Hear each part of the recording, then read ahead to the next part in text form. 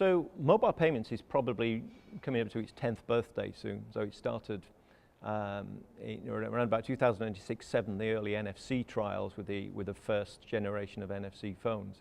And yet here we are 10 years later, and really we're not using them anywhere near, the adoption is still pretty low. And so people, it almost died a death a couple of years ago until host card emulation came along. Google released that. And that really simplified the whole process of deploying mobile payments. So you didn't need the complex ecosystem you had prior to that.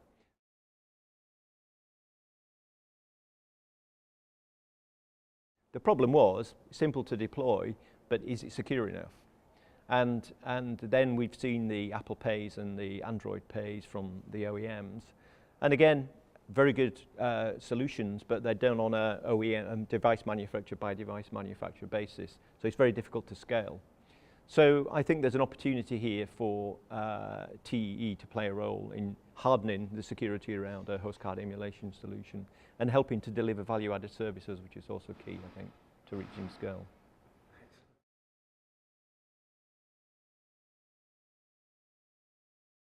So, because in a way I think it's the best of both worlds, so it doesn't carry the baggage with it that the old model had, where you needed a trusted service manager, you needed a secure element and a SIM vendor and a mobile operator, which is complexity equals cost, right? So that's a challenge. HCE is much lighter. HCE plus TE, I think, solves any potential weaknesses that HCE had on its own without bringing too much complexity into the ecosystem. So hopefully it can navigate its way through between the two extremes, if you like. As a middle ground, is secure enough, and it can also introduce value-added services to make it more attractive to end users.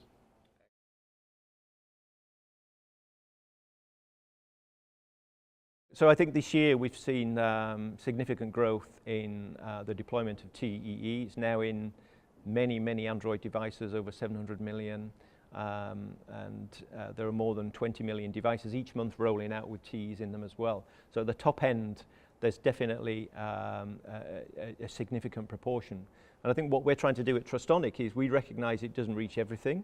So you need a solution which covers not just TE, but can also reach the other devices. So for example, the iPhones are not going to have TE, some Androids don't have TE. And that's where our hybrid protection comes in. So we'll do the hardware TE protection where it's available, and if not, we can default to a very high standard of white box cryptography software protection as well. So as a service provider, you get the best optimal security for your users across all devices, not just over a subset.